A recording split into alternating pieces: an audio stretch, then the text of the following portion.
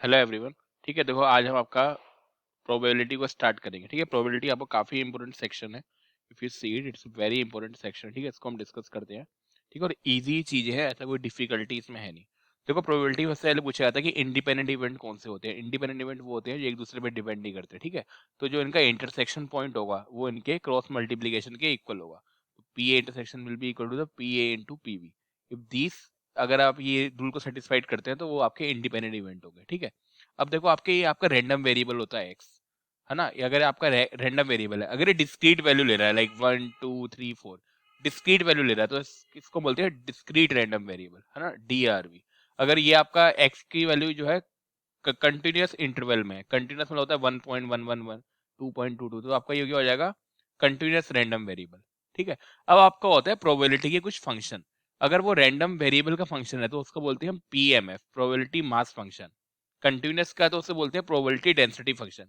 कुछ भी नहीं है, बच्चों वाली चीजें हैं। लाइक डाइस अपने फेंकी, बनाने की प्रोबेबिलिटी क्या है 1/6, 2 आने की प्रोबेबिलिटी क्या है 1/6। तो ये डिस्क्रीट वैल्यू है, हर डिस्क्रीट के लिए आपका है 1/6। 3 आने की प्रोबेबिलिटी क्या है 1/6, 4 की क्या है 1/6, 5 की क्या है 1/6, 6 की क्या है 1/6। तो आपके को ये बताइए, ये है पीएम। इनकी कुछ प्रॉपर्टीज होती है। प्रॉपर्टीज क्या होती है, अगर आप इनकी हर वैल्यू के लिए, इसको हम दिखाते हैं पी आई से, अगर मैं हर वैल्यू के लिए इसका आई पे समेशन कर दूं, आई की वैल्यू कहां से आ रही है 1 2 3 4 5 6, अगर आप इसका समेशन करोगे तो क्या होगा, इनका समेशन 1 होगा। ऐसे ही अगर मैं इसको इंटीग्रेट करूं, क्योंकि ये आपका पीडीएफ है, इसको हम एफ एक्स से दिखाते हैं। ये ध्यान रखो, F X is a probability density function, ये डेंसिटी का फंक्शन है। अगर मैं इस एफ एक्स को minus infinity to infinity area integrate करूं तो ये 1 होगा। मतलब एफ एक्स की रेंज, अगर मैं minus infinity to infinity, F X को सपोज करो ऐसा फंक्शन है, इसको अगर मैं माइनस इन्फिनिटी, क्योंकि प्रोबेबिलिटी क्या है, सभी वैल्यू पे इसकी प्रोबेबिलिटी का सम 1 होगा। इसमें कुछ प्रोबेबिलिटी होगी, इसमें कुछ होगी, but if you sum up the all the value of the probability at different values तो इट विल बी 1। वही कॉन्सेप्ट है, बहुत ही इजी चीज है, डरना बिल्कुल नहीं है इसमें, है ना, बच्चों वाली चीजें हैं। आप एक बार देख लो तो आपको सारी चीजें क्लियर हो जाएंगी यहाँ पे।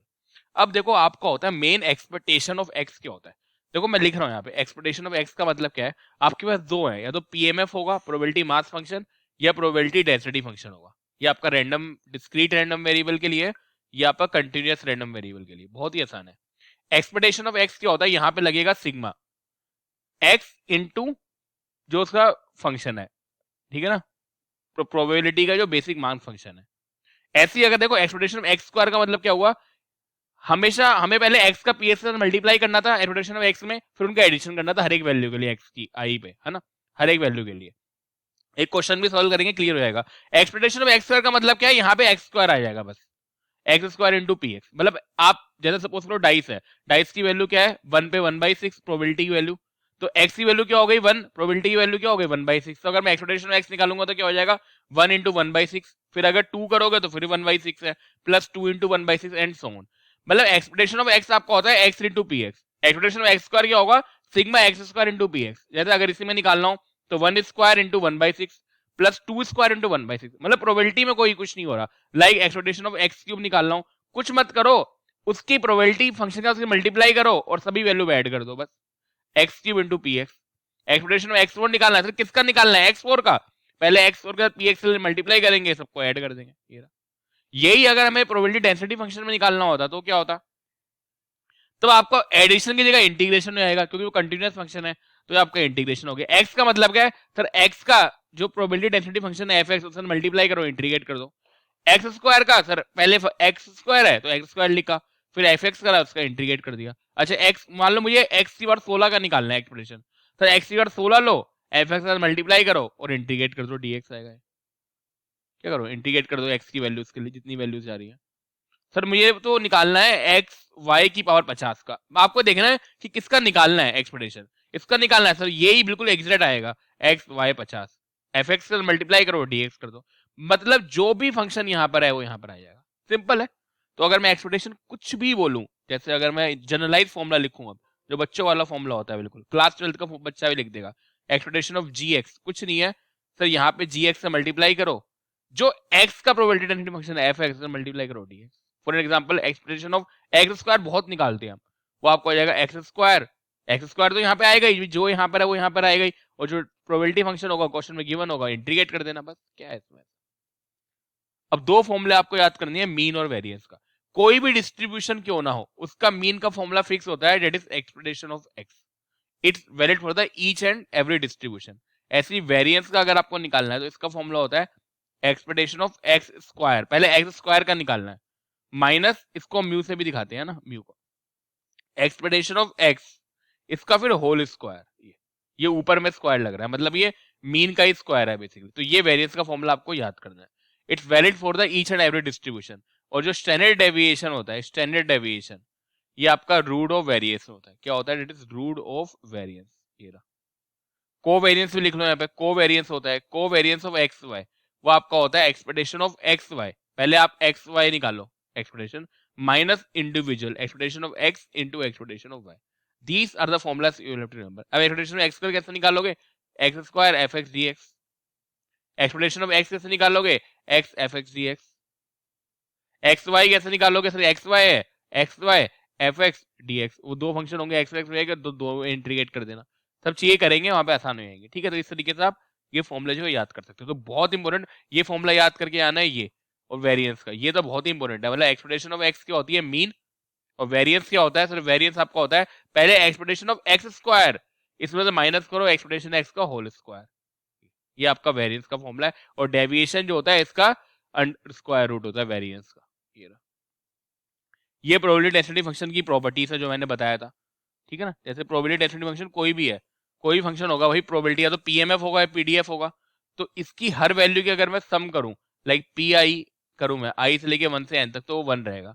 ऐसी अगर मैं इसे इंटीग्रेट करूं minus infinity to infinity F X D X को, ये भी आपका 1 रहेगा। ये आपका होता है देखो probability density function, that is a probability density function. एक आपका होता है क्यूमुलेटिव फंक्शन, जिसको हम कैपिटल एफ से दिखाते हैं। आप इसे पढ़ना चाहते हो तो पढ़ सकते हो, इतना इंपॉर्टेंट नहीं है, मैं फिर बता देता हूँ। लाइक अगर आप देखो सपोज करो एफ एक्स है, अब मैं एफ यहाँ पे सपोज करो 1 पे इसकी कुछ वैल्यू थी, 2 पे वैल्यू थी, 3 पे कुछ वैल्यू थी, 4 पे कुछ वैल्यू थी। अब अगर मैं बात करूँ स्मॉल f5 का, सपोज करो इस वैल्यू को मैं दिखा रहा हूँ 2 से, f5 पे इसकी वैल्यू 2 है, f4 पे ये 1 है, f3 पे 0.5 है, ऐसे करके वैल्यूज वेरी हो रही है। अब मैं स्मॉल f5 पे इसकी वैल्यू 2 है, और कैपिटल F5 का मतलब होता है you are including all the value on the 5 at well as the before it 5, मतलब you are integrating is minus infinity to F X D X. मतलब ये होता है cumulative distribution function. It is a cumulative. Cumulative means you are adding all the values on the number itself और उसके पीछे की भी।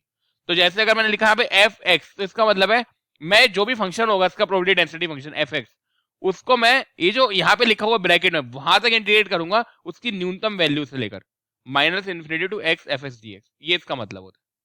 ठीक है, तो ये बता रखा है, तो ये भी आसान है। क्वेश्चन सोल्व करेंगे, हाँ ये आपको करना पड़ेगा। देखो expectation of A X plus Y linearly depend होती है, मतलब लीनियरली अब ऐड कर दो, एक्सपेक्टेशन ऑफ एक्स को अलग करो, एक्सपेक्टेशन ऑफ वाई को अलग करो, बहुत इंपॉर्टेंट है। Expectation of A X plus B, ठीक है, कांस्टेंट बाहर आया था, अब ये ए है तो ये बाहर आ जाएगा, ए एक्सपेक्टेशन ऑफ एक्स, और कांस्टेंट की एक्सपेक्टेशन वही होती है, लाइक एक्सपेक्टेशन ऑफ 2 ही होगी, एक्सपेक्टेशन ऑफ 3 ही होगी, और एक्सपेक्टेशन ऑफ 3x में 3 बाहर आ जाएगा, 3 into expectation of x. Simple चलते हैं इसमें बहुत। तो एक्सपेक्टेशन ऑफ बी आपका बी होगा, तो आपका ये हो गया। अच्छा वेरिएंस में क्या होता है? वेरिएंस में अगर ए एक्स लगाना है तो यहाँ पे ए स्क्वायर बाहर आता है, उसका स्क्वायर बाहर आएगा जो कांस्टेंट बाहर लोगे, तो L V A square variance of x, और कांस्टेंट का वेरिएशन 0 होता है, ये भी ध्यान रखना। अब वेरिएंस मान लो A X one plus B X two निकालना है, तो वो आपका होगा A square variance of X one, है ना, plus B square variance of X two plus 2ab covariance, ये आपको फॉर्मूला याद करना है। और ये तो बहुत ही इंपॉर्टेंट है, कोवेरिएंस क्या होता है? एक्सपेक्टेशन ऑफ एक्स वाई, ये बहुत इंपॉर्टेंट है। तो कोवेरिएंस क्या होता है? चाहे आप फॉर्मूला मत याद करो, मैं आपको बताऊं क्या याद करो, ये वाला, कि अगर दोनों इंडिपेंडेंट है, if X and Y are independent, X and Y are independent, then the covariance of X Y will be 0, ये 0 होगा। लेकिन वाइस वर्सा ट्रू नहीं है, अगर कोवेरिएंस 0 है तो इसका मतलब ये नहीं है कि वो इंडिपेंडेंट होंगे ही होंगे, ऐसा कुछ नहीं है। But if X and Y are independent then there is 100% surety that the covariance will be 0, but if the covariance is 0 they may be independent और they may not be independent, ये भी आपको ध्यान रखना है।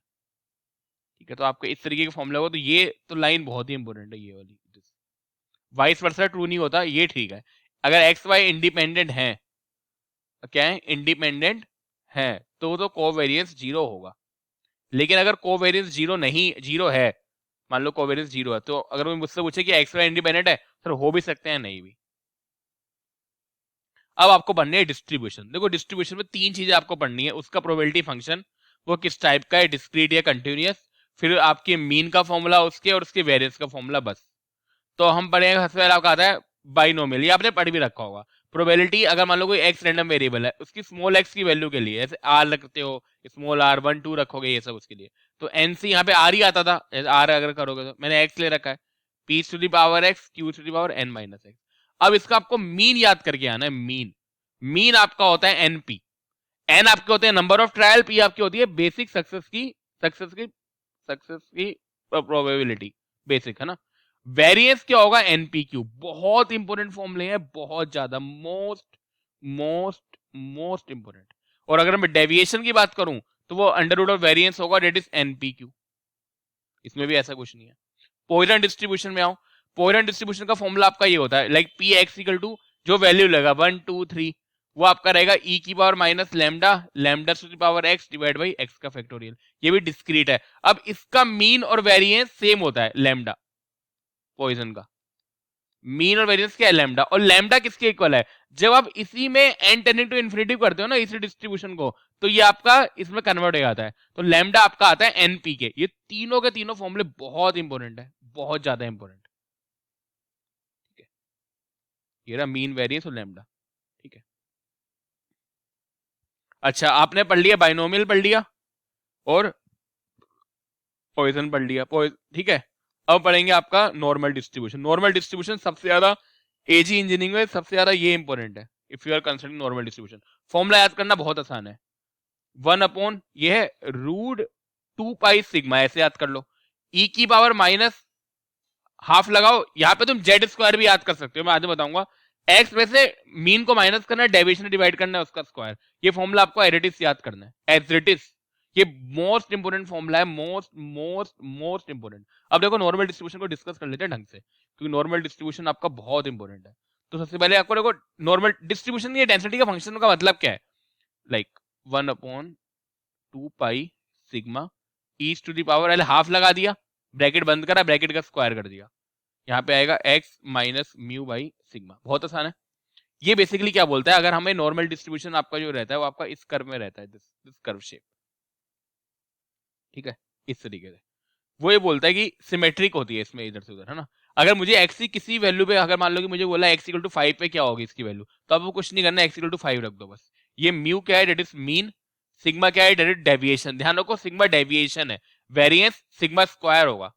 अभी तक हम यही पढ़े थे ना कि वेरिएंस, देखो वेरिएंस सिग्मा स्क्वायर है, सिग्मा को हम डेविएशन से दिखाते हैं, कंफ्यूज मत होना, बहुत बच्चों वाली चीजें हैं लेकिन गलती हो जाती है पेपर में, है ना। अब देखो ये x है, अब मान लो कि मुझे, आपको इसमें एक तो ये फॉर्मूला याद करना है, एक ये याद करना है, इसका मीन क्या होता है सर, मीन म्यू होता है। डेविएशन क्या होता है सर, डेविएशन सिग्मा होता है, ये रहा सिग्मा, जो हम यहाँ पे सिग्मा यूज कर रहे हैं, दोनों सिग्मा है। सर वेरिएंस क्या होता है, सिग्मा स्क्वायर। तो ये फॉर्मूला पढ़ लिया, ये पढ़ लिया, ये पढ़ लिया, ये पढ़ लिया। अब अगर मैं इस फंक्शन को x minus mu, sorry mu minus sigma two mu plus sigma को इंटीग्रेट करूं, है ना, यहां से लेकर यहां तक, म्यू माइनस सिग्मा से म्यू प्लस सिग्मा तक, ये, तो जब इसको इंटीग्रेट करोगे ना तो ये आएगा 0.68। तो ये आपको डायरेक्ट याद करके आना है, क्योंकि आप इंटीग्रेट करोगे तो 2 घंटे लग जाएंगे, गेट ही कर लेना फिर, या तो या फिर इंटीग्रेट ही कर लेना बैठ गया वहां पर। तो डायरेक्ट याद करके आना है कि म्यू माइनस सिग्मा, ये भी मत याद करना, मैं आपको बताऊंगा अभी क्या हो क्या रहा है।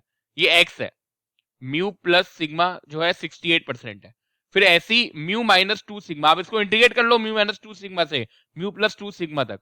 If you integrate it this kind of thing, mu minus 2 sigma जो x है म्यू प्लस 2 सिग्मा तक, ये वाला, तो ये आपका रहेगा 95%। ऐसी म्यू माइनस 3 सिग्मा 2 करोगे x को म्यू प्लस 3 सिग्मा, तो ये आपका रहेगा 97.5%। ये 68% में है। अगर फ्रैक्शन पूछोगे तो 0.68 है, फ्रैक्शन में पूछोगे तो 0.95 है, ये पूछोगे तो 0.975 है। ये सब आपको याद करके आना है, तीनों के तीनों। अब मैक्सिमम क्वेश्चन आपको कैसे सोल्व करनी है, देखो हुआ क्या स्टार्टिंग में, ये एक x है, x is a random variable, this function जो ग्राफ वेरी हो रहा है fx का, वो उन्होंने इससे दिया 1 अपॉन सिग्मा 2 पाई, बहुत आसान है याद करना, e to the power x minus mu, that is mean divide by deviation का स्क्वायर। ये अब इस टेबल को ना, अब इसको इंटीग्रेट करना बाद में इतना बड़ा लिखना बहुत मुश्किल था, तो इन्होंने इसको नॉर्मल को स्टैंडर्ड नॉर्मल में कन्वर्ट करा. But they have done, they have converted the normal table into the standard normal table. standard normal में उन्होंने क्या करा, they have put one variable z. z क्या है, वो रैंडम वेरिएबल. अगर ये मान लो ये x है, किसी पर मान लो ये रैंडम वेरिएबल x है, अगर मैं इससे मीन को माइनस करूं और डेविएशन से डिवाइड करूं तो वो स्टैंडर्ड नॉर्मल में से कन्वर्ट कर देगा. तो उन्होंने बोला x minus mu by sigma में से कन्वर्ट कर देते हैं. बहुत ध्यान से देखना, अभी बहुत ध्यान से. मैं x का यहाँ पे अलग से बना रहा हूँ एक बार. ये माइनस सिग्मा टू सिग्मा था, sorry mu minus sigma two mu plus sigma था, ये सब है ना.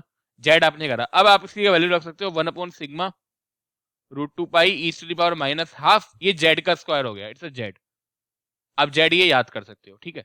एफ एक्स बहुत आसान है चीजें.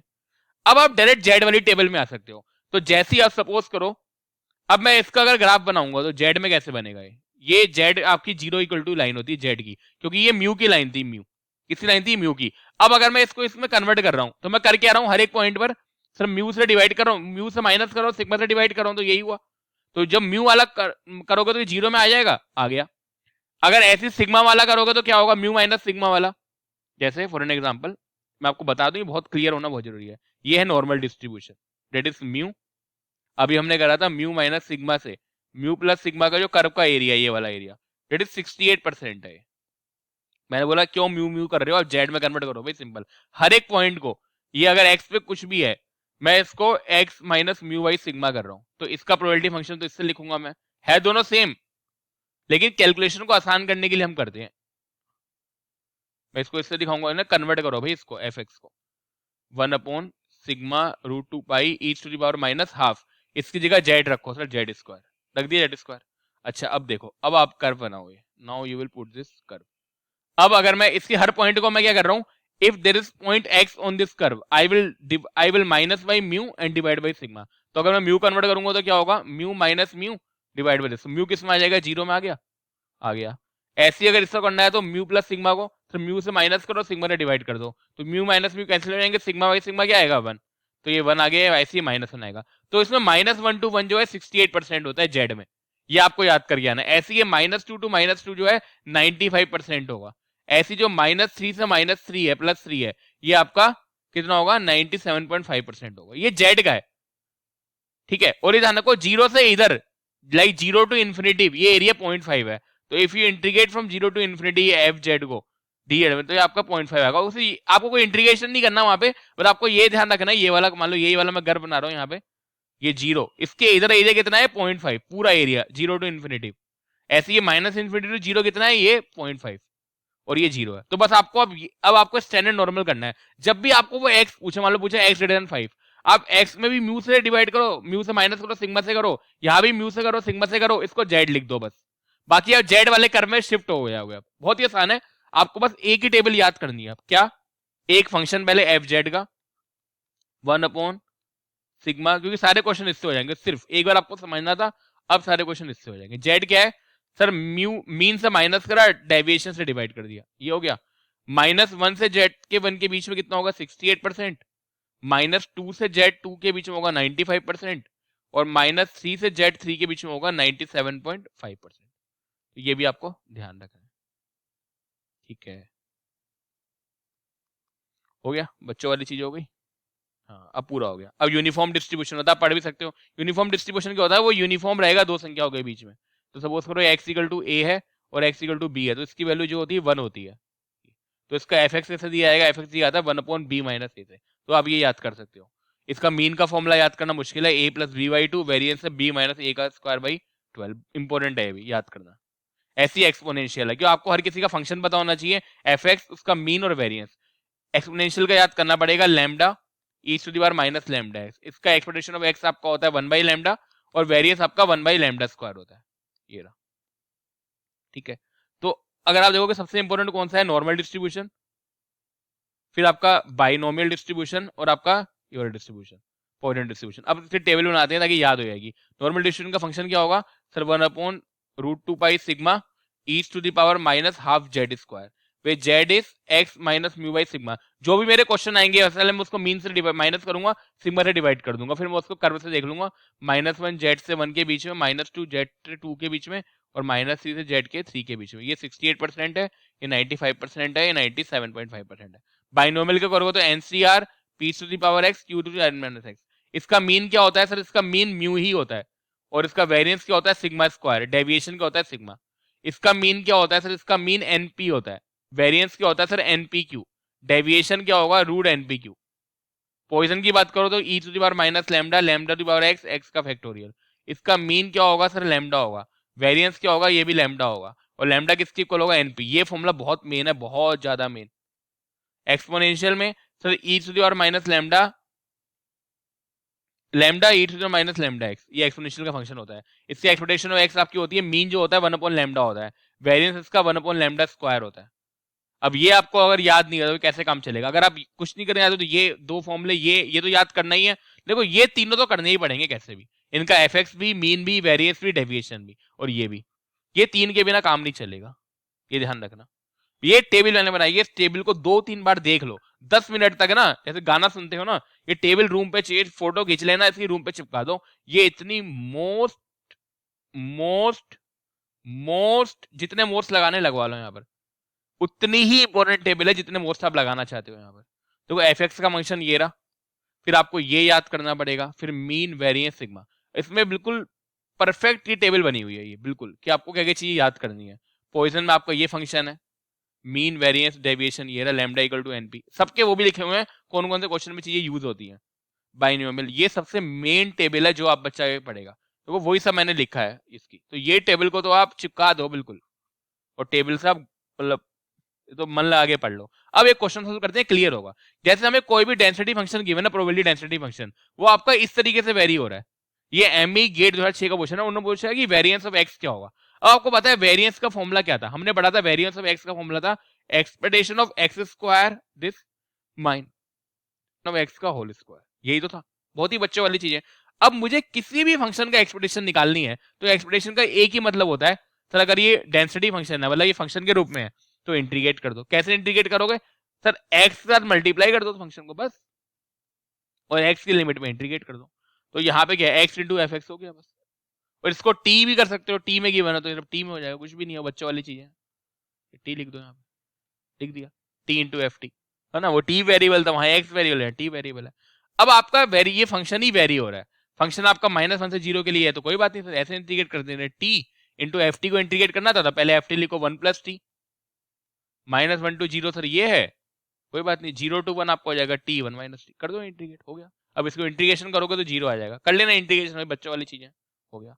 ऐसी एक्सपेक्टेशन ऑफ टी स्क्वायर निकालना है। एक्सपेक्टेशन ऑफ टी स्क्वायर का मतलब क्या सर? कुछ भी नहीं, टी स्क्वायर लो, यहाँ पे जो फंक्शन होता है उसको लो, और एफ टी तो अकेला ही आता है, चाहे टी हो, टी स्क्वायर एफ टी से मल्टीप्लाई करना ही करना है। सर ये टी स्क्वायर लिया, एफ टी सर वेरी हो रहा है, -1 से 0 के लिए एफ टी आपका 1 + t है, और 0 to 1 के लिए आपका ये t1 - t है, तो कर दो इंटीग्रेट, हो गया आपका काम।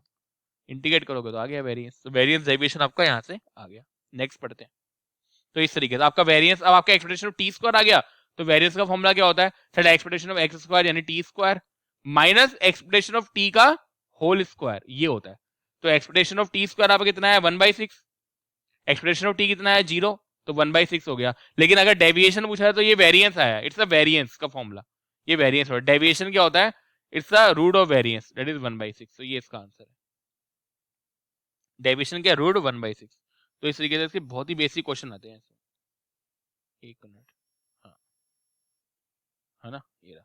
अच्छा, अब कुछ फैक्टर जिनको डिस्कस कर लेते हैं। अगर आपसे स्टैंडर्ड डेविएशन का फॉर्मूला पूछा है तो आपका ये होता है सिग्मा इज इक्वल टू, जो आपको एग्रीकल्चर इंजीनियरिंग में यूज हुए हैं, बस उन्हीं फैक्ट को यूज करूंगा यहाँ पे, है ना? सिग्मा -1 ये होता है, ये पता भी होगा। अगर एक्स और वाई इंडिपेंडेंट है तो कोवेरिएंस 0 होगा। नॉर्मल डिस्ट्रीब्यूशन का फंक्शन बहुत मेन है, वेरी वेरी इंपॉर्टेंट फॉर्मूला, ये आपको याद करना है। एक्स की वैल्यू रखो और आंसर आ जाएंगे। बहुत सारे क्वेश्चन इस पर आए हैं। स्टैंडर्ड एरर क्या होती है बेसिकली? देखो ये सिग्मा डेविएशन है, सिग्मा स्क्वायर वेरिएंस है। स्टैंडर्ड डेविएशन आपकी स्टैंडर्ड एरर होती है सिग्मा वाइज रूट n, ये आपकी स्टैंडर्ड एरर होती है। जो स्टैंडर्ड एरर होती है वो आपकी एक्यूरेसी बताती है। एक आपको कोएफिशिएंट ऑफ वेरिएशन होता है CV, जो हम हाइड्रोलॉजी वगैरह में पढ़ते हैं, ये आपका होता है सिग्मा बाई म्यू इनटू 100, ये आपका सिर्फ डिस्पर्जन बताता है। अब फॉर्मूले मत पढ़ो, देख लो क्या बताता क्या है। डेविएशन आपको बताता है डेविएशन अबाउट मीन, जो आपका स्टैंडर्ड डेविएशन होता है it's show about a deviation about mean, ये मीन के अराउंड बताता है, इसको ये ध्यान रखना। Coefficient of determination, coefficient of ये पूछा जाता है, ये आपका कोएफिशिएंट ऑफ डिटर्मिनेशन जो होता है ये आर स्क्वायर की इक्वल होता है। आर स्क्वायर आपका कोरिलेशन कोएफिशिएंट होता है, ये रिग्रेशन एनालिसिस में यूज होगा। ठीक है, कभी पूछा था कि एटलीस्ट 1 ईयर की इसकी प्रोबेबिलिटी क्या होगी, डायरेक्ट फॉर्मूला याद कर सकते हो, 1 माइनस क्यू की पावर n, जब p इक्वल टू 1/2 होता है रिटर्न पीरियड हो गए, एन आपका जो जिस जिस ईयर के लिए आपको करना है, ठीक है ना, डिजाइन पीरियड जो होगा वो आपका स्मॉल एन होगा। तो आपने p निकाला 1/t से, q निकाला इक्वल टू 1 माइनस p से, तो ये बहुत ही कंप्राइज है, तो आपको डायरेक्ट मिलेंगे। तो ये बहुत बार पूछा था एटलीस्ट 1 ईयर, तो ये आया कहां से, वहीं से आया। 1 माइनस देखो 1 बार हो, 1 माइनस एक ही बार मत लो, nc 0 कर लो, p 0 q की पावर n, तो वहीं से आया 1 माइनस q की पावर n, ऐसा थोड़ी ना। और ये डेंसिटी फंक्शन को इंटीग्रेट करोगे तो 1 आ जाएगा, या फिर सिग्मा की समेशन के लिए करोगे तो 1 आ जाएगा। यही पूछ लेते हैं कभी ये नंबर में। ठीक है, अब देखो रिग्रेशन एनालिसिस ऐसे मुझे पढ़ाना तो नहीं चाहिए, मैं आपको फिर भी थोड़ा सा आइडिया दे देता हूँ रिग्रेशन एनालिसिस क्या होती है। इसको बाद में डिस्कस कर लेंगे, पहले क्वेश्चन कर लेते हैं, इसको जो क्वेश्चन आएगा ना तब डिस्कस करेंगे इसको। अब डायरेक्ट क्वेश्चन करते हैं। 2 playing cards are drawn at random but in succession from a pack of the red cards, ठीक है, विदाउट रिप्लेसमेंट। आपके रेड कार्ड्स है 26, आपको पता होना चाहिए 26 रेड होते हैं, 26 ब्लैक होते हैं ना। फिर आपका किंग होता है, किंग 4 होते हैं दोनों में मिलाकर, 2 यहाँ के किंग होंगे रेड में, है ना, 2 ब्लैक के किंग होंगे, आपने खेला हो तो पता होगा। The probability of drawing a king first, आपने 2 कार्ड निकाले सिर्फ 26 रेड से, ठीक है ना, आप देख रहे हो from a pack of the 26 card. क्या प्रोबेबिलिटी है कि पहले किंग आ जाएगा फिर क्यून आ जाएगी, उसकी प्रोबेबिलिटी का रखा है p इंटू 10⁻³ है। अच्छा 26 कार्ड है, अब आपको पता है 13 एक उसके होंगे, 13 दूसरे सूट के होंगे, ठीक है। इंग्लिश में क्या बोलते हैं इसको, हम तो बोलते थे पान हर्ट और ईट डायमंड, हाँ ठीक है। 13 हर्ट के होंगे, 13 डायमंड के होंगे। अब आपको पता है हर्ट में एक ही किंग होगा, है ना भैया, और यहाँ भी एक ही किंग होगा, तो आपके 2 किंग है और यहाँ पे एक ही क्यून होगी और एक क्यून है, तो 2 किंग और 2 क्यून है। अब पहला किंग आ जाए इन दोनों में से कोई भी, तो दोनों में से कोई भी एक किंग आ सकता है, तो 2c1, टोटल कार्ड कितने हैं 26, 26c1, ठीक है। अब आपने एक तो निकाल लिया, तो टोटल कार्ड कितने बचे, या तो इससे निकाला होगा इससे निकाला होगा, टोटल कार्ड 25 बचे। लेकिन अभी भी क्यून 2 है, क्योंकि आपने तो किंग आने की प्रोबेबिलिटी देखी है, तो अभी भी क्यून दोनों में से कोई एक आ सकती है, ऊपर 2c1 रहेगा, लेकिन अब क्या जाएगा 25c1। इसको मल्टीप्लाई करोगे, ये आपकी रिक्वायर्ड प्रोबेबिलिटी है, ये रहा। इसको मल्टीप्लाई करोगे तो ये आ रहा है 6 पॉइंट, क्योंकि इसको सोल्व करोगे 2/26 इंटू 2/25 हो जाएगा, सोल्व तो कर ही लोगे, तो ये आ रहा है। इसको कंपेयर करा दो पी के साथ, तो 6.1538 इसका आंसर हो गया। तो इस तरीके के बेसिक क्वेश्चन आते हैं। नेक्स्ट क्वेश्चन देखो, in a relay race there are the 5 teams A B C D E, assuming that the each team has an equal chance of the secure any position, सबकी equal chance है winning करने के, है ना। In the race the probability that A B C finish first second third, A first पे आया, B second पे आया, C थर्ड पे आया, इसकी प्रोबेबिलिटी क्या है। अब A फर्स्ट पे आया पांचों में, इसकी प्रोबेबिलिटी क्या है 1/5। अब अगर A फर्स्ट पे आया तो कितने लोग बचे, 4 लोग बचे, तो B पे सेकंड आने की प्रोबेबिलिटी क्या है 1/4। और C जब ये फर्स्ट पर आ गया सेकंड पर आ गया, तब C पे 3 लोग बचे हैं, इसकी तब थर्ड आने की प्रोबेबिलिटी क्या है 1/3। तो रिक्वायर्ड प्रोबेबिलिटी हो जाएगी, तीनों इंडिपेंडेंट है 1/60, तो 1/60 आपका आंसर हो गया। क्या था इसमें, 2 cards are drawn at random without replacement from a pack of 52 card में से निकाले हैं, the probability that the both the cards are black. अब आपको पता है ब्लैक कितने होते हैं 26, रेड कितने होते हैं 26। ब्लैक में कौन कौन सी होती है, चिड़ी, स्पेड और हुकुम। हुकुम को क्या बोलते हैं पता नहीं, चिड़ी को क्या बोलते हैं, क्लब, चिड़ी को क्लब बोलते हैं और हुकुम को स्पेड बोलते हैं। हाँ 13 क्लब के होते हैं, 13 स्पेड के होते हैं। ऐसे ही हर्ट के पान के 13 होते हैं और ईट के 13 डायमंड के 13 होते हैं, है ना। तो उन्होंने बोला ब्लैक कार्ड में तो 2 आ जाए, यानी 26c2, टोटल कितने हैं 52c2 कर दो इसको, 26 इंटू 25 ये करोगे तो 0.0, कितना आसान क्वेश्चन है। The mean absolute deviation about the median और डेटा, देखो सबसे पहले आपको मीडियन निकालना है और उसके अबाउट डेविएशन निकालना है, तो उसको बोलते हैं median deviation, it's not a mean deviation. तो मीडियन के लिए पहले क्या करोगे, असेंडिंग ऑर्डर में इसको अरेंज करोगे, तो असेंडिंग ऑर्डर का मतलब होता है सबसे पहले छोटे आएंगे, 3 3 आएगा, तो इसको कर दिए 3 3 4 5 7 9 10 12 18 19, टोटल कितने हैं 11 है।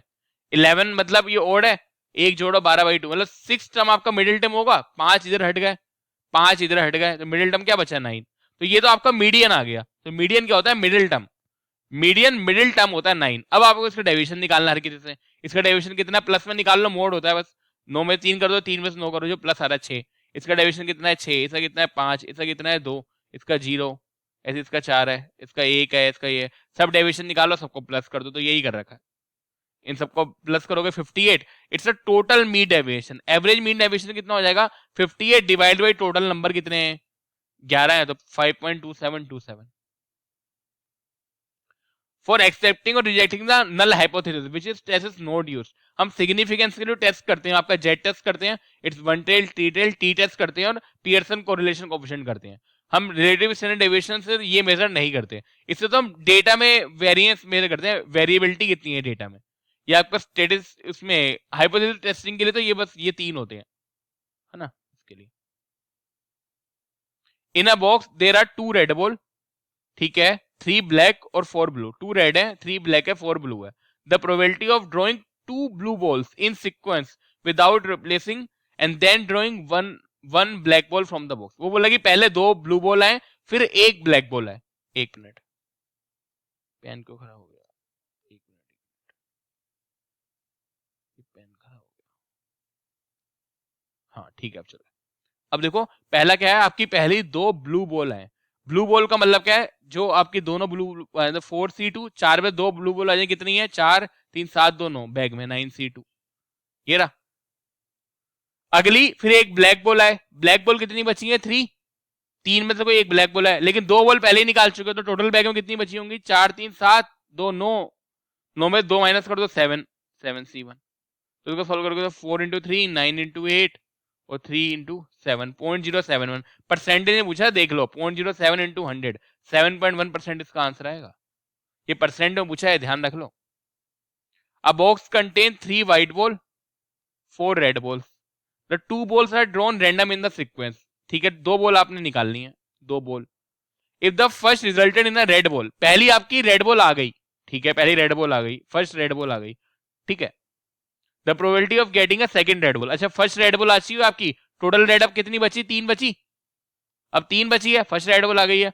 अब सेकंड रेड बॉल होगी, इसी प्रोबेबिलिटी क्या है सर 3 बची है, टोटल अब 6 बची है, तो 3/6 1/2 0.5 है। क्या था इसमें ऐसा, the probability of getting 2 heads and 2 tales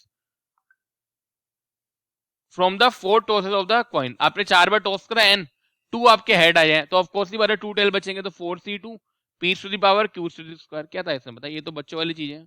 p आपका हाफ होता है, ये भी हाफ होता है, कर दो इसको सॉल्व, 3/8 आ रहा है 0.375। Next, the function fx represent a normal distribution whose standard deviation is 1, that is mu 5। देखो स्टैंडर्ड डेविएशन लिखा है सिग्मा और mu equal to 5, the probability F X equal to 5। अब आपको सिंपल फॉर्मूला पता होना चाहिए नॉर्मल डिस्ट्रीब्यूशन का, क्या होता है 1 sigma 2 pi E to the power minus half Z square लिख लो यहाँ पर, ये एक्स माइनस म्यू जो भी आपको करना है। अगर आप जेड स्क्वायर से करना चाहते हो तो इस ये एक्स इक्वल टू 5 पे आपसे पूछा था, इसको आप कन्वर्ट करोगे जेड में, वो क्या होता है एक्स में से म्यू माइनस करा, डेविएशन डिवाइड कर दिया, बस कुछ भी नहीं है भाई। 5 minus 1 divide by sorry mean आपका 5 है, तो जेड आपका 0 आ गया, तो जेड ये 0 आ गया, 0 का स्क्वायर 1 सिग्मा आपका कितना है 1 है, तो √2 pi E to the power minus half into 0, तो ये आपका वही हो जाएगा 1 सिग्मा √2 पाई बचेगा, ये आ जाएगा आंसर। ये आप डायरेक्ट ये वाला फॉर्मूला लगा सकते हो, एक्स का लगाना है तो कुछ नहीं करना, एक्स का 5 रख देना बस, एक्स का उसने बोला ये भैया एफ एक्स में एक्स का 5 पे बताओ, एक्स का 5 रख दिया, म्यू पता ही है आपको, जैसे भी करना चाहते हो, जेड से करना है तो जेड से कर लो, इससे करना है तो इससे कर लो, जैसे आपकी मर्जी हो, जैसा आपका दिल लगे।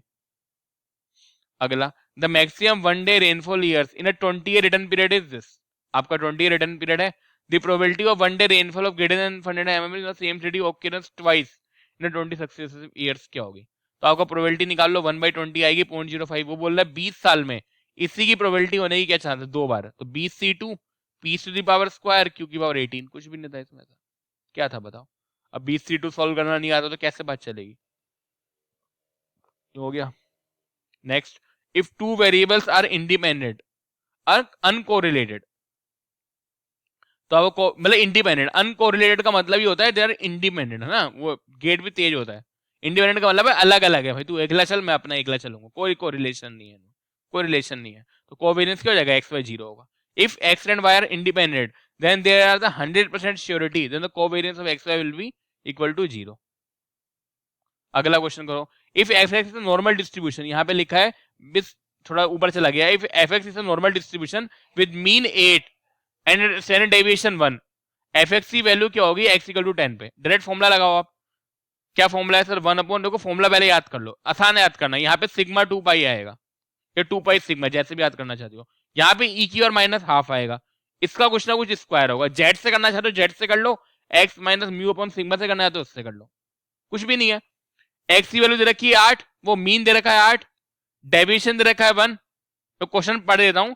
If F X is a normal distribution with mean equal to 8, mean क्या होता है म्यू, मैंने बताया था नॉर्मल डिस्ट्रीब्यूशन में। Standard deviation equal to 1, standard deviation क्या होता है 1 sigma. The value of the F X at X equal to 10, X भी रखा 10, मतलब क्या बच्चों वाला है भाई। एक्स की वैल्यू रखो म्यू की सिग्मा की, आंसर सोल्व करा, ये रखा है इन्होंने। तो आप रखोगे 10 माइनस 8 2, 2 डिवाइड 1, 2 का स्क्वायर 4, तो यही आ गया। सोल्व कर लो आप। अब ई की माइनस स्क्वायर तो आप करोगे 0.05 आ जाएगा। Next, Poisson distribution with mean equal to 5। Poisson distribution का फॉर्मूला क्या था, E minus lambda, lambda to the power X divide by X का फैक्टोरियल। इसका मीन क्या था सर, मीन भी लैम्डा था, और वेरिएंस क्या था सर, वेरिएंस भी लैम्डा था। तो अगर मीन 5 है तो वेरिएंस भी 5 होगा, और डेविएशन क्या होता है, √5 होता है।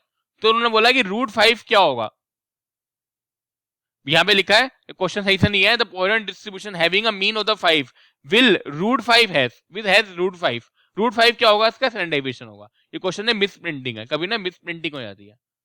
आप गेट एजी 2013 क्वेश्चन देख सकते हो, आपको समझ में आ जाएगा। इन्होंने पूछा क्या, मैं बता देता हूँ। पॉइसन डिस्ट्रीब्यूशन का अगर मीन 5 है तो उसका √5 क्या चीज होगी, ये उन्होंने पूछा है। तो सर √5 आप निकाल लो, डेविएशन होगा, सी हो गया। ये ऊपर कैसे आ रहे हैं क्वेश्चन यार।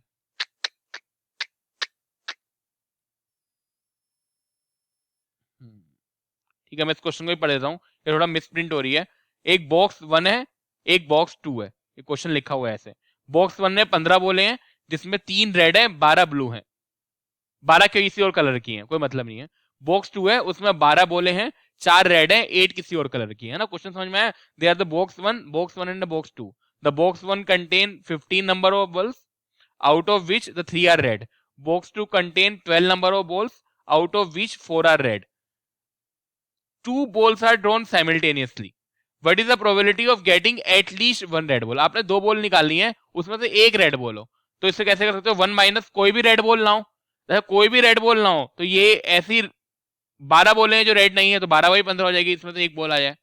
12c1 डिवाइडेड 15c1 इनटू, यहां से भी रेड ना है, तो यहाँ पे रेड की 8 बोले हैं जो नहीं है, तो 8 डिवाइड बाई 12। तो इसको यही कर रखा, क्योंकि हमने देख लिया दोनों में रेड ना हो। ठीक है, तो आपको आ जाएगा 0.466.47। इस तरीके से आप क्वेश्चन को सॉल्व करते हो। Appropriate percentage of the score of the fall within sigma is standard deviation of the mean in the normal distribution. Normal distribution है आपका, that is x equal to mu. वो sigma के range में कर रहे हैं, आपके sigma से सिग्मा के बीच में कितना एरिया होता है, 68% का, राइट। म्यू माइनस सिग्मा से म्यू प्लस सिग्मा के बीच में, है ना, यानी सिग्मा से सिग्मा के रेंज में। अगर यही 2 सिग्मा से 2 सिग्मा पूछा होता तो ये वाला, अगर 2 सिग्मा तो पूछा होता तो कितना होता, 95%। सिग्मा टू सिग्मा पूछा तो 68%। तो डायरेक्ट देखो कितना आसान क्वेश्चन आ गया था। अगर यही 2 सिग्मा पूछा तो 95% होता, 3 सिग्मा पूछा तो 97.5% होता। तो अब ये तीनों की वैल्यू आपको याद करनी है पेपर में, ठीक है। नेक्स्ट क्वेश्चन देखो, a statistical method for the variability और distribution around its mean. Variability और डिस्ट्रीब्यूशन कौन मेन करता है, डेटा वेरिएंस को वेरिएंस करता है, और वेरिएंस का स्क्वायर रूट क्या होता है, डेविएशन, तो डेविएशन मेजर करेगा। कोएफिशिएंट ऑफ डिटरमिनेशन तो आपका आर स्क्वायर होता है, ये रिग्रेशन एनालिसिस में यूज होगा। स्टैंडर्ड एरर आपकी sigma divide by root N होती है, आपकी एक्यूरेसी बताती है एरर। तो कोएफिशिएंट ऑफ वेरिएशन आपका सिग्मा वी होता है, सिग्मा माई व्यू, ये आपका डिस्पर्सन बताता है, तो ये भी नहीं होगा। तो ये सब लिखा हुआ है कि कौन क्या प्रेडिक्ट करता है, ये डिस्पर्सन करता है, ये करता है, ये करता है, और ये करता है। क्या था इसमें, ठीक है। इसके आगे क्वेश्चन सॉल्व करते हैं। देखो, प्रोबेबिलिटी डेंसिटी फंक्शन दे रखा है एफ एक्स इक्वल टू 3, ठीक है ना। अगर आपका ये वाला डिस्ट्रीब्यूशन हो with mean equal to lambda, आपको पता है इसका। अब देखो, आपको इसलिए मैंने बताया था, अब इसको सबका आपको फंक्शन याद करने पड़ेगा। पॉइसन डिस्ट्रीब्यूशन का फंक्शन क्या होता है, E to the power minus lambda, lambda की power X divide by X का फैक्टोरियल। अब आपको इसका मीन ही पता होना चाहिए, लैम्डा। देखो डायरेक्ट देगा मीन लैम्डा है, मतलब लैम्डा की वैल्यू रखी है 2, मीन 2 दे रखा है। आपको लैम्डा की पता लग गया 2, उन्होंने पूछा क्या एक्स इक्वल टू 2 पे क्या होगा, एक्स इक्वल टू 3 पे, सॉरी, बस वैल्यू रख दो आप। ई की पावर माइनस लैम्डा की वैल्यू 2 है, लैम्डा एक्स की वैल्यू 3 है, डिवाइड बाई 3 का फैक्टोरियल। यही तो बोल रहा है probability at X equal to 3। तो आपने एक्स का 3 रख दिया, लैम्डा आपने मीन से निकाल लिया, बस आपको ये सॉल्व करना है। इसको सॉल्व करोगे तो 0.18 आएगा। तो ये ध्यान रखो, जितने भी क्वेश्चन इसके आएंगे डायरेक्ट आपके फॉर्मूला बेस्ड आएंगे। तो अगर आपने कर रखे हैं, if F X is a perfect normal distribution with mean and standard deviation equal to this. Mean आपका क्या है, म्यू 5 है, स्टैंडर्ड डेविएशन क्या होता है, सिग्मा 1 है। Then the value of F X at X equal to 6। F X का formula क्या होता था, याद करना बहुत आसान है, 1/σ√2 pi E to the power minus half कुछ होगा, इसमें भी आगे स्क्वायर लगे, क्या लगेगा, X minus mu by sigma. तो एक्स की जगह 5 रख दो, X equal to 6, sorry X की जगह 6, म्यू की जगह 5 और डेविएशन की जगह 1, सिग्मा की जगह 1। तो ये रखोगे आपका डायरेक्ट बनेगा ई के माइनस हाफ 6 माइनस 5/1 का स्क्वायर 1 इंटू 1, डायरेक्ट आपका ये आ जाएगा, क्या हो जाएगा, बी राइट आंसर हो गया। आसान क्वेश्चन है। In a factory, 30% of this machine are assembled by the robot and the 70% of the assembled by the manual labor। ठीक है, 30% आपकी रोबोट से हो रही है, 70% मैनुअल लेबर से हो रही है। Reliability of the first type machine is 0.9। अगर मैं यहाँ पे रिलायबिलिटी खींचूं तो 0.9 है first type of the machine की, एंड द सेकंड टाइप की 0.8 reliability. If the one piece of the machine was found to be reliable, आपको रिलायबल मिल गया, तो बताओ मशीन जो है रोबोट से करी होगी, इससे क्या है, ये आपको बेस थ्योरम है, क्या बेस थ्योरम है। अगर रिलायबिलिटी में मिल गया, यानी इस पाथ से तो हमें देखना है, तो इस पाथ को ऊपर करो, 0.3 into 0.9 divide by 0.3 into 0.9 plus 0.7 into 0.8, ये रहा, क्या जाएगा 0.325 आ गया आपका, A is right answer. Next करो। If one bucket contains 8 red ball and 2 black ball, एक बकेट है जिसमें 8 रेड बॉल है, 2 ब्लैक बॉल है, and the another bucket contains 7 red ball and 3 black ball, 7 R 3 B, यहाँ भी 10 ball है, यहाँ भी 10 बॉल है। The probability of getting at least one red ball from the drawing and the one ball from each of the 2 bucket, right? आपने हर ball यहां से निकाली, ये वाली, इसमें से एटलीस्ट 1 रेड रहे, तो इसमें मैंने बताया था जब भी एटलीस्ट वाला हो तो 1 माइनस कोई भी रेड ना हो, नो रेड, राइट, 1 माइनस इससे भी रेड ना है, इसकी प्रोबेबिलिटी क्या होगी, 2/10, 2 ब्लू है, इससे भी रेड ना है, इसकी प्रोबेबिलिटी क्या होगी, 3/10, दिस, तो कर दो 1 माइनस का 6/100, दैट इज 0.94 आ जाएगा इसका answer, A is right answer, यही कर रखा है।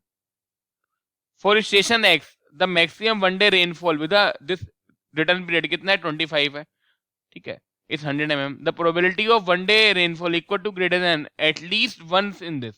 एटलीस्ट वंस का क्या है, 1 माइनस एक भी बार ना हो, एक भी बार ना हो क्या हो जाएगा, कितने रिटर्न पीरियड में पूछा है, 15, 15 C0 P की पावर 0 Q की पावर आपकी 15, तो 1 माइनस क्यू की पावर 15 आ जाएगा। एटलीस्ट वंस का मैंने फॉर्मुला भी डायरेक्ट इसलिए लिख दिया था, 1 माइनस क्यू की पावर n, तो क्यू आपका हो जाएगा, आपका प्रोबेबिलिटी हो जाएगी 1 बाई रिटर्न पीरियड, क्यू हो जाएगा 1 माइनस बी 24/25, 0.4579, ये रहा। The probability of occurrence of rainy days during the non consecutive month is 0.2, probability दे रखी है, दैट इज 0.2, क्या ना, रेनी डे का, ठीक है, प्रोबेबिलिटी रेन होने की। द म्यू दे रखा है, mean and the standard deviation. अच्छा, आपको मीन निकालना है और या निकालना है स्टैंडर्ड डेविएशन निकालना है। अब आपको देखो ये क्वेश्चन बहुत अच्छा है, इस क्वेश्चन से एक मिनट, पेन क्यों नहीं चल रहा है, एक मिनट, आजकल पेन क्यों खराब हो जा रहा है,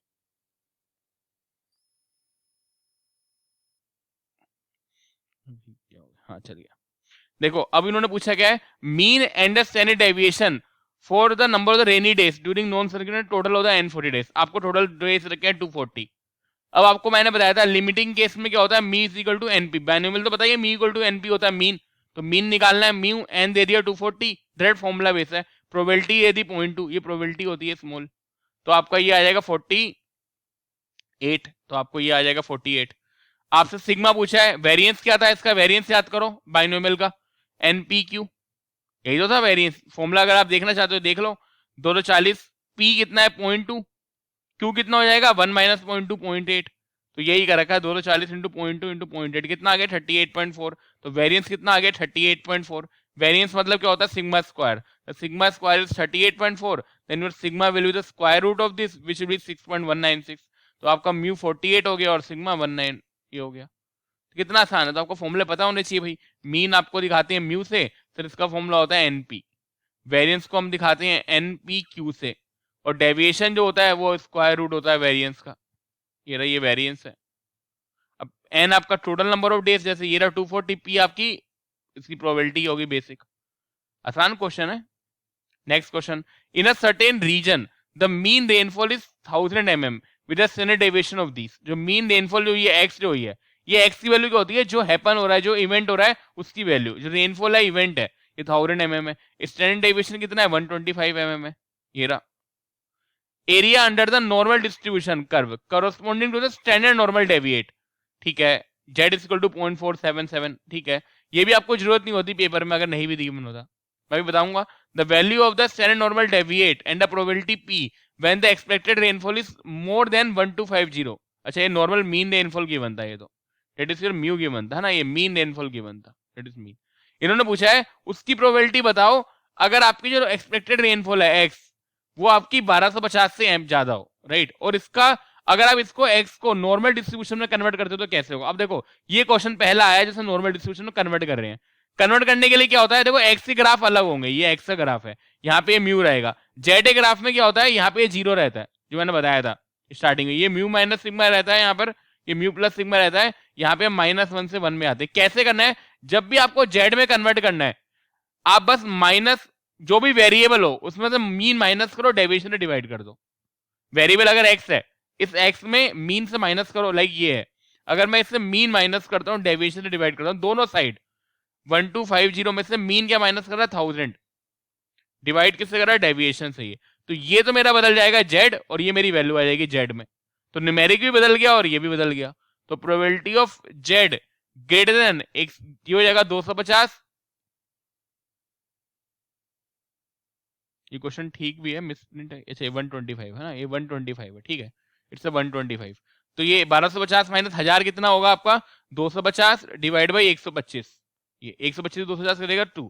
तो probability of z greater than 2 निकालना है, तो z तो आपका 2 आ गया है जो आपका निकालना था। प्रोबेबिलिटी कैसे निकालोगे, अब देखो यहाँ पर आपको समझ में आया ना क्या हुआ, सर हमें निकालना था x ग्रेटर देन 1250, तो ये निकालना था, हमने x में माइनस म्यू करा डिवाइड बाई सिग्मा, ऐसे इसमें दोनों साइड करोगे, ये ध्यान रखो अगर हमें x डिवाइड कुछ भी निकालना हो 1250, जब आप कन्वर्ट करो तो दोनों साइड करोगे, यहां भी म्यू से माइनस करोगे सिग्मा से डिवाइड करोगे, यहां भी म्यू से माइनस करोगे सिग्मा से डिवाइड करोगे, ये आपका z में बदल जाएगा। z x कितना था, तो अगर आप इसे करोगे तो 2 आ गया। अब आ गया, अब देखो निकालोगे कैसे, आपको पता है ये z कर्व होता है, ये 0 होता है, 0 से इधर पूरा ये हाफ कर्व है, तो पूरा एरिया 0.5 है, इन्फिनिटी तक जा रहा है ऐसे, इन्फिनिटी तक है ना, लेकिन इस पूरे का एरिया कितना है 0.5, 0 टू इन्फिनिटी तक। आपको ये भी पता है -1 के 1 के बीच में कितना एरिया होता है 68%, -2 से 2 के बीच में कितना होता है आपका 95%, 95% होता है यहां से लेकर यहां तक, -2 से लेकर 2 के बीच में एरिया, ये एरिया कितना होता है 68%, सॉरी 95%। मैं अच्छे से बना देता हूँ ये ऐसे करके, सर -2 से 2 के बीच में, -2 टू 2 के बीच में कितना है 95% है, राइट, ये रहा। तो अगर मुझे 0 से 2 निकालना हो तो 95 का हाफ हो जाएगा this area, it will be 95/2 that is 47.5%। हमसे किसी प्रोबेबिलिटी पूछी थी z ग्रेटर देन 2 की, यानी हमें ये 2 से इसकी प्रोबेबिलिटी पूछी है।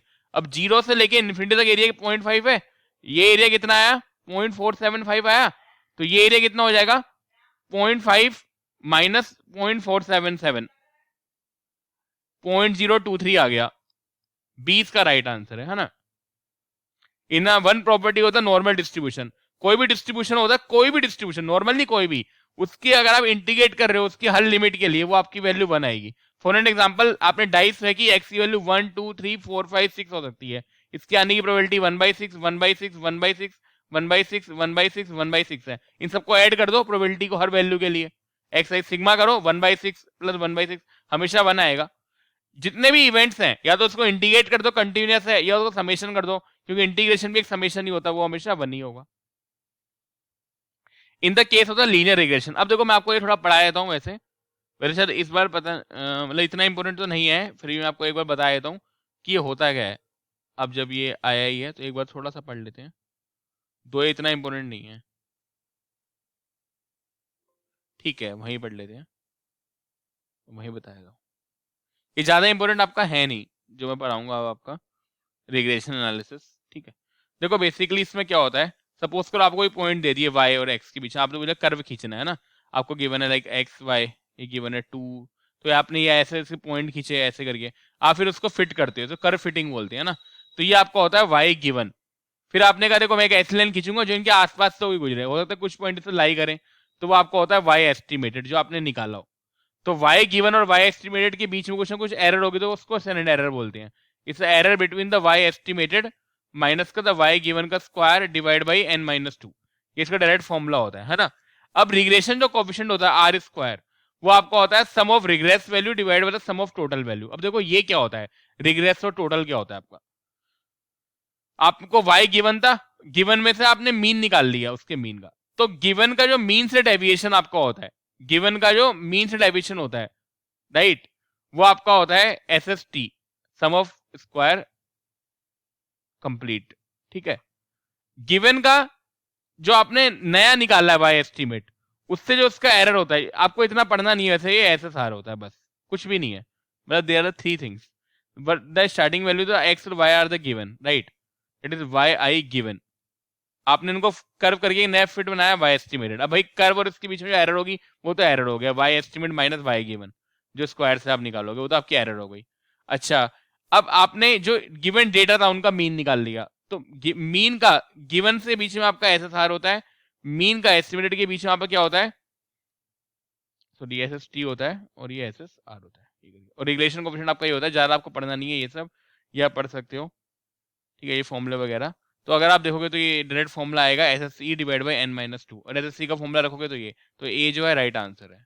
स्टैंडर्ड एरर जो होती है, एरर आपकी क्या होती है, it's S S E N minus 2, ये होती है। एस एस सी का फॉर्मूला क्या होता है, सिग्मा वाई आई माइनस ये रहा Y given, that is Y से दिखाते हैं, और वाई एस्टिमेटेड का स्क्वायर। तो एरर तो आपकी ये है ना, ये आपको गिवन डेटा था, आपने एक लाइन फिट करी, लेकिन लाइन के बीच में एरर रह गई, क्योंकि लाइन जो है आपको जो फिट करोगे तो परफेक्ट लाइन आती है, लेकिन वो कुछ ही पॉइंट से पास होती है ना।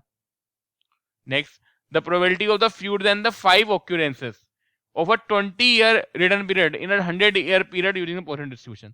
20-year स्टॉर्म है, पहली बात तो देखो 20 साल का स्टॉर्म है, तो t इक्वल 20 हो गया, प्रोबेबिलिटी हो जाएगी 1/20, दैट इज 0.05, प्रोबेबिलिटी सर ये हो गई। उन्होंने पूछा है fewer than the 5 occurrences in the storm in a 100-year period, n कितना आपका 100 है, आपका n आ गया, p आ गया। अब पहले पॉइसन डिस्ट्रीब्यूशन के पैरामीटर लिखो। पॉइसन डिस्ट्रीब्यूशन क्या होता है, e to the power minus lambda, lambda की power x, x equal to factorial. ये किसके लिए होता है, x की वैल्यू स्मॉल x के लिए, राइट, ये रहा। मीन क्या होता है इसका, लैम्डा, वेरिएंस क्या होता है इसका, लैम्डा, और लैम्डा की फॉर्मूला क्या होता है, एनपी। जब तक आपको ये चीजें याद नहीं होंगी तो काम बनेगा नहीं, क्योंकि मीन ही लैम्डा है और लैम्डा ही एनपी है, बाइनोमियल का जो मीन होता है। अब आपको एन भी गिवन है, पी भी गिवन है, असल लैम्डा निकालोगे एनपी से, लैम्डा आपका 5 आ गया।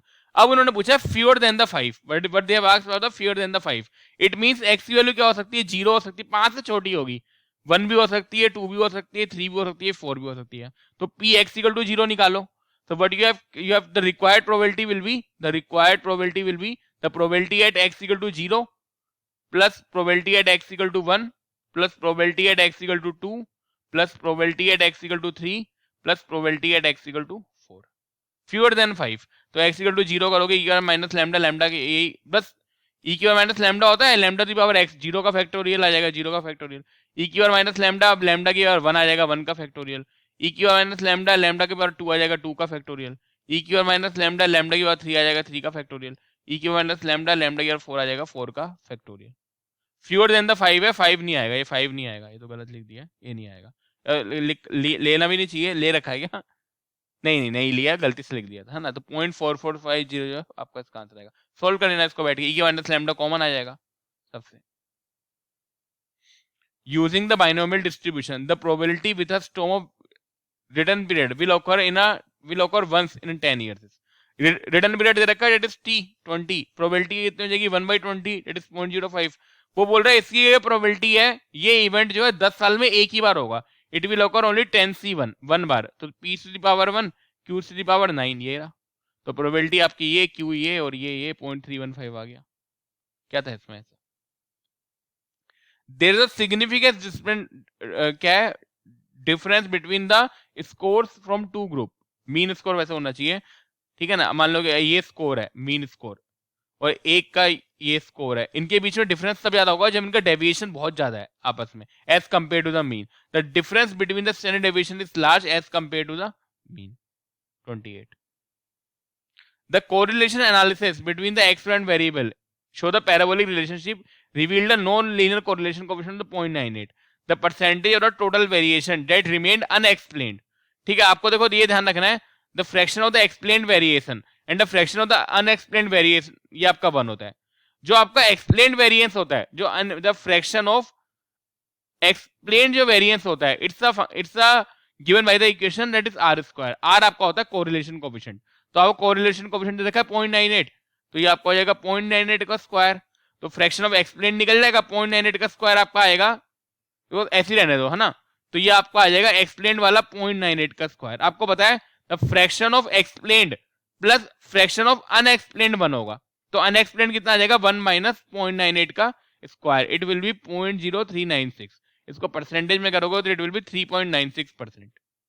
ठीक है, तो आपको क्या ध्यान रखना है सर, एक्सप्लेन प्लस अनएक्सप्लेन्ड 1 होता है, और एक्सप्लेन जो होता है वो आपको दिया जाता है आर स्क्वायर से, बस। ये फ्रैक्शन ऑफ, और ध्यान रखो आर आपका कोरिलेशन कोएफिशिएंट है, आर स्क्वायर नहीं है। आर स्क्वायर तो फ्रैक्शन ऑफ एक्सप्लेन्ड वेरिएंस है, but R is a correlation coefficient. ठीक है, ठीक है।